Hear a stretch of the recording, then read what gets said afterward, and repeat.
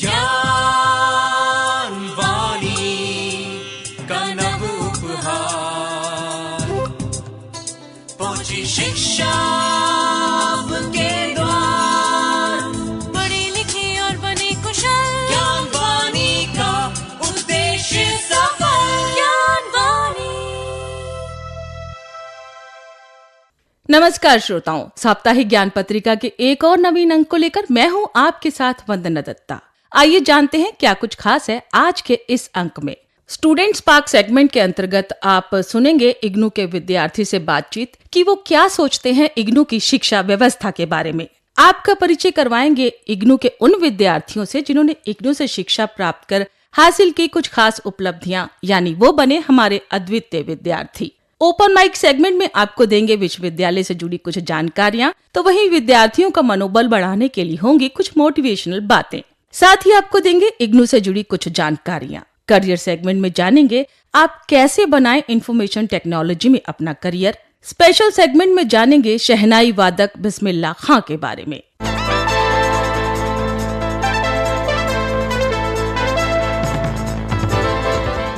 श्रोताओं, आइए कार्यक्रम की शुरुआत करते हैं स्टूडेंट्स पार्क सेगमेंट से।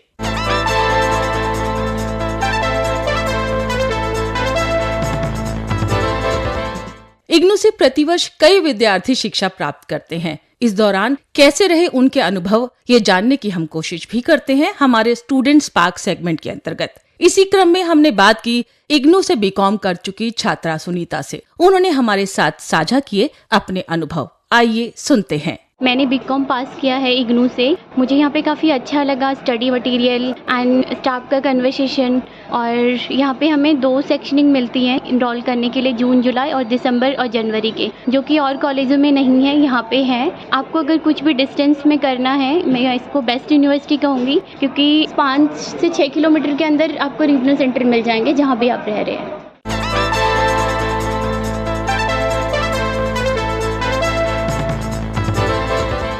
आप सुन रहे हैं साप्ताहिक ज्ञान पत्रिका ज्ञानवाणी दिल्ली 105.6 मेगाहर्ट्ज पर।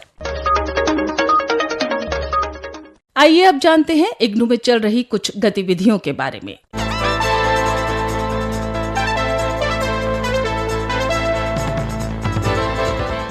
इंदिरा गांधी राष्ट्रीय मुक्त विश्वविद्यालय यानी इग्नू ने जुलाई 2025 सत्र के लिए ऑनलाइन और डिस्टेंस लर्निंग यानी ओडीएल प्रोग्राम्स में एडमिशन के लिए ऑनलाइन रजिस्ट्रेशन प्रक्रिया अब भी जारी रखी है। डिस्टेंस लर्निंग प्रोग्राम में एडमिशन के लिए आवेदन ignuadmission.samarth.edu.in पर और ऑनलाइन प्रोग्राम के लिए आवेदन ignuiop.samarth.edu.in पर जाकर करना है। सभी आवेदकों के लिए डैब आईडी यानी डिस्टेंस एजुकेशन ब्यूरो आईडी बनाना अनिवार्य है। ये आईडी सुनिश्चित करती है कि छात्र यूजीसी के दिशा निर्देशों के तहत सही तरीके से उच्च शिक्षा संस्थानों में रजिस्टर्ड हो। इग्नू 2025 सत्र के लिए ऑनलाइन और ओडीएल प्रोग्राम में एडमिशन लेने की अंतिम तिथि 31 अगस्त 2025 है। अधिक जानकारी के लिए आप इग्नू की ऑफिशियल वेबसाइट पर विजिट कर सकते हैं। वेबसाइट है www.ignu.ac.in।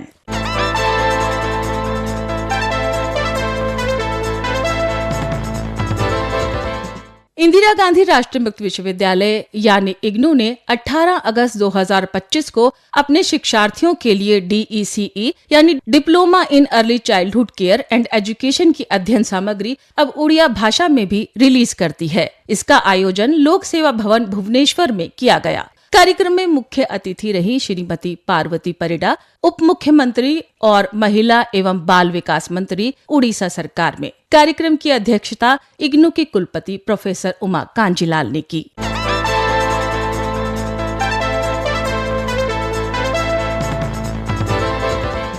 इंदिरा गांधी राष्ट्रीय मुक्त विश्वविद्यालय में यौन उत्पीड़न के विरुद्ध गठित समिति के अंतर्गत दिल्ली पुलिस महिला एवं बाल विकास पुलिस इकाई के द्वारा इग्नू की महिला कर्मचारी छात्राओं और निवासियों के लिए 10 दिवसीय आत्मरक्षा प्रशिक्षण का आयोजन बाबा साहब अम्बेडकर सभागार इग्नू दिल्ली में चल रहा है। ये प्रशिक्षण 18 अगस्त से आरंभ हुआ है और 29 अगस्त 2025 तक चलेगा, जिसका समय दोपहर 3 से 4 बजे तक रखा गया है।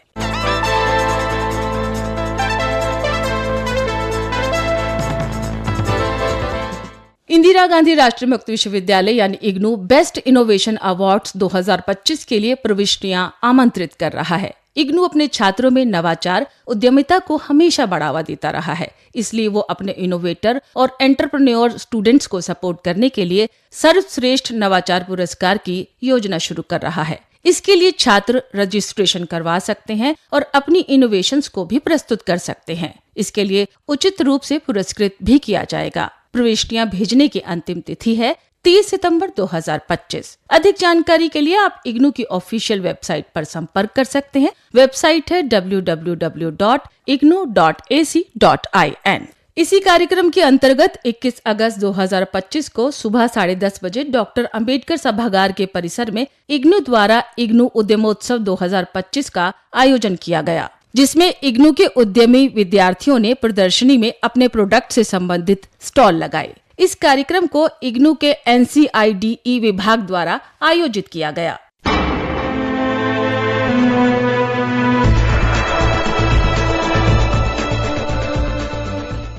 क्या आप जानते हैं आपके मस्तिष्क से 750 मिलीलीटर रक्त प्रति मिनट प्रवाहित होता है, जो हृदय से प्रवाहित होने वाले रक्त का 15 से 20% होता है।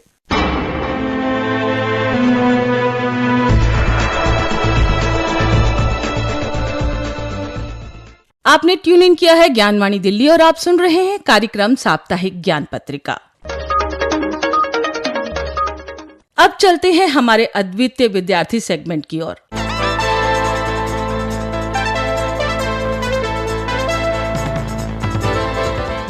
इग्नू अपने छात्रों को बेहद सरल और सहज माध्यम से उच्चतर शिक्षा प्रदान करता है, जिससे कि वो अपने करियर को एक सही दिशा दे सके और नई ऊंचाइयों पर ले जा सके। इसका लाभ उठाकर हमारे कुछ प्रतिभावान विद्यार्थी अपने साथ साथ शिक्षण संस्थान का नाम भी रोशन करते हैं और बनते हैं हमारे अद्वितीय विद्यार्थी। इस क्रम में हमने बात की इग्नू की एक ऐसी ही छात्रा रही नम्रता गोपीनाथन से, जिन्होंने इग्नू से मास्टर इन इंग्लिश में गोल्ड मेडल हासिल किया और अपने इस सफर को हमारे साथ साझा किया। This is one of the greatest platform where you can check all the study materials at any given point of time and you can study in your own corner.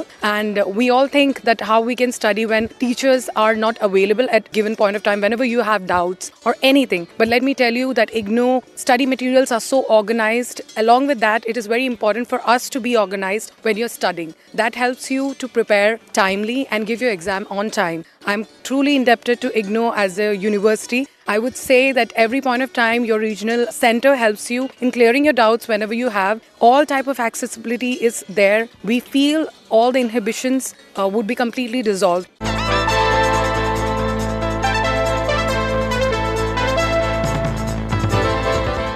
आपने ट्यून इन किया है ज्ञानवाणी दिल्ली और आप सुन रहे हैं कार्यक्रम साप्ताहिक ज्ञान पत्रिका।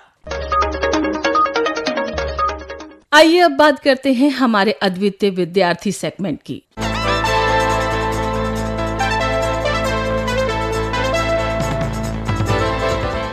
इग्नू अपने छात्रों को ऑनलाइन और ऑफलाइन दोनों ही माध्यमों से शिक्षा प्रदान करता है। इग्नू अपनी लचीली शिक्षा व्यवस्था के कारण शिक्षार्थियों को पढ़ाई के साथ साथ अपने जीवन को भी समायोजित करने का मौका देता है। इग्नू के ओपन माइक सेगमेंट के अंतर्गत इग्नू के विषय पर और अधिक विस्तार से जानकारी दे रही हैं क्षेत्रीय केंद्र लखनऊ से इग्नू के उप निदेशक डॉक्टर कीर्ति विक्रम सिंह। आइए सुनते हैं। इंदिरा गांधी राष्ट्रीय मुक्त विश्वविद्यालय भारतीय ज्ञान परंपरा यानी इंडियन नॉलेज सिस्टम को समाहित करते हुए राष्ट्रीय शिक्षा नीति 2020 की भावना को धरातल पर उतारने का कार्य कर रहा है।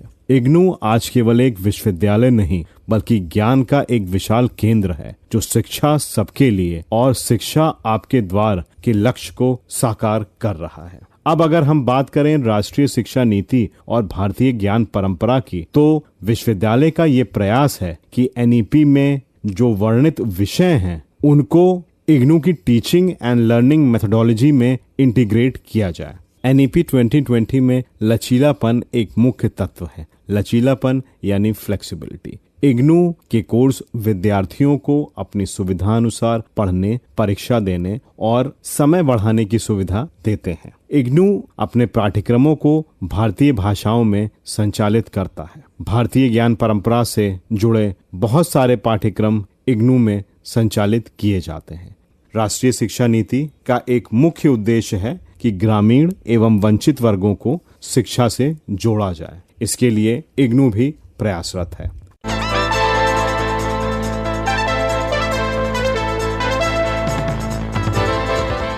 आप सुन रहे हैं साप्ताहिक ज्ञान पत्रिका ज्ञानवाणी दिल्ली 105.6 मेगाहर्ट्ज पर। करियर सेगमेंट में आइए आज जानते हैं कैसे बनाएं इंफॉर्मेशन टेक्नोलॉजी में आप अपना बेहतर भविष्य।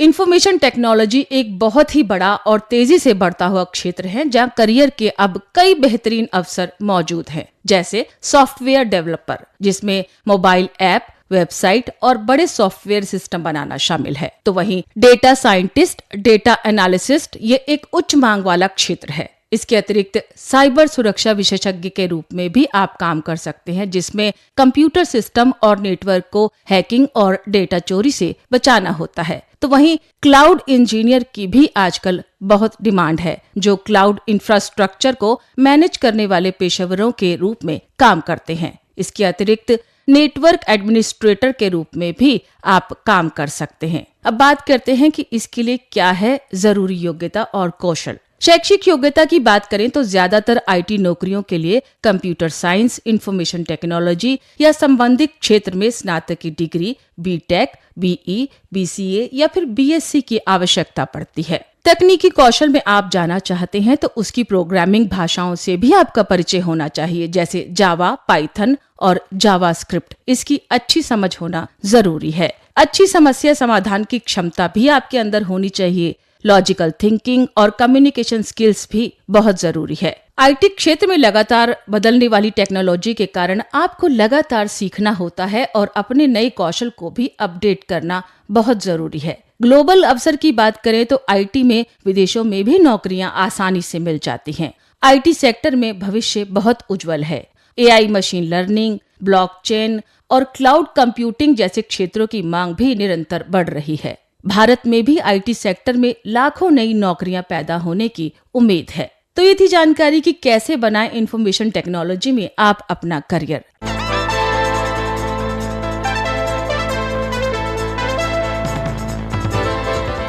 आप सुन रहे हैं साप्ताहिक ज्ञान पत्रिका ज्ञानवाणी दिल्ली 105.6 मेगाहर्ट्ज पर।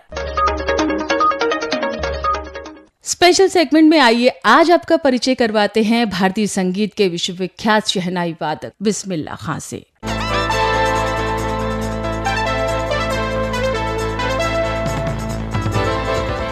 बिस्मिल्लाह खां ने शहनाई को शास्त्रीय संगीत के मंच पर एक सम्मानजनक स्थान दिलवाया। वो भारत के सर्वोच्च नागरिक सम्मान यानी भारत रत्न से सम्मानित हैं, जिनकी शहनाई की मधुर धुन से न केवल भारत बल्कि विश्व भर में लोगों को मंत्रमुग्ध किया। उनकी सादगी, देशभक्ति और सांप्रदायिक सौहार्द की भावना उन्हें एक सच्चा संगीतकार बनाती है। जी हाँ, हम बात कर रहे हैं उस्ताद बिस्मिल्लाह खां की, जिनका जन्म 21 मार्च सन 1916 को बिहार के डुमराव में एक बिहारी मुस्लिम परिवार में हुआ। उनके पिता पैगंबर बख्श खां और माता मिठन बाई थी। उनके परिवार की 5 पीढ़ियां शहनाई वादन से जुड़ी रही। वो मात्र 6 वर्ष की आयु के थे जब अपने पिता के साथ बनारस यानी वाराणसी आ गए, जहां उन्होंने अपने मामा अली बख्श विलायती से शहनाई वादन की शिक्षा ली। उनके मामा काशी विश्वनाथ मंदिर में शहनाई बजाया करते थे। उन्होंने शहनाई को नई पहचान दी। शहनाई को पहले मुख्य रूप से शादी विवाह जैसे मंगल अवसरों पर ही बजाया जाता था, लेकिन बिस्मिल्लाह खां ने इसे शास्त्रीय संगीत का दर्जा दिलाया। उन्होंने बजरी, चैती और झूला जैसी लोक धुनों को शहनाई पर बजाकर इसे समृद्ध कर दिया। 15 अगस्त 1947 को भारत की आजादी की पूर्व संध्या पर बिस्मिल्लाह खां ने दिल्ली के लाल किले पर शहनाई बजाकर आजादी का स्वागत किया। इसके बाद हर साल स्वतंत्रता दिवस पर उनके शहनाई वादन की जैसे परंपरा बन गई। उन्होंने Afghanistan, America, Canada, Iran, Iraq, Japan, Hong Kong, Europe और अन्य कई देशों में शहनाई वादन किया। उनके पुरस्कारों और सम्मानों की बात करें तो इसकी चर्चा बहुत लंबी है। उन्हें भारत रत्न, पद्म विभूषण, पद्म भूषण, पद्मश्री, संगीत नाटक अकादमी पुरस्कार, तानसेन पुरस्कार दिया गया।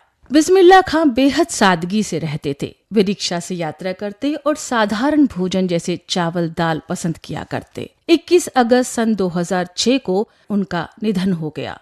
उनकी मृत्यु पर भारत सरकार ने 2007 में उनके सम्मान में उस्ताद बिस्मिल्लाह खां युवा पुरस्कार शुरू किया। उस्ताद बिस्मिल्लाह खां ने अपनी शहनाई के माध्यम से भारतीय संगीत को एक नई ऊंचाइयां दी। उनकी बजाई धुनें आज भी लोगों के दिलों में गूंजती है। स्पेशल सेगमेंट में हमने आज आपका परिचय करवाया शहनाई वादक बिस्मिल्लाह खां से।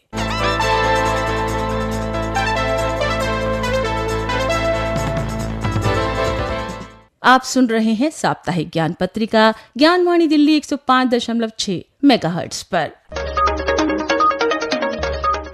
आइए अब समय हो चुका है हमारी मोटिवेशनल कोट का।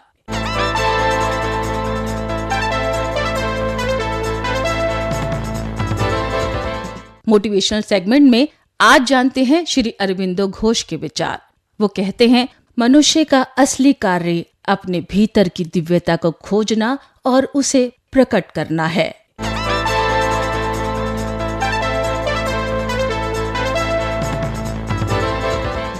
श्रोता, अभी आप सुन रहे थे कार्यक्रम साप्ताहिक ज्ञान पत्रिका। इस कार्यक्रम को आप तक पहुंचाने में तकनीकी सहयोग दिया PR सैमल ने, स्वर एवं आलेख वंदना दत्ता, संपादन किया सदन लाल ने। कार्यक्रम के प्रस्तुतकर्ता थे कमल कुमार। साप्ताहिक ज्ञान पत्रिका के इस अंक को आज हम यहीं संपन्न करते हैं। फिर होगी आपसे मुलाकात। तब तक मुझे यानी वंदना को दीजिए इजाजत। नमस्कार।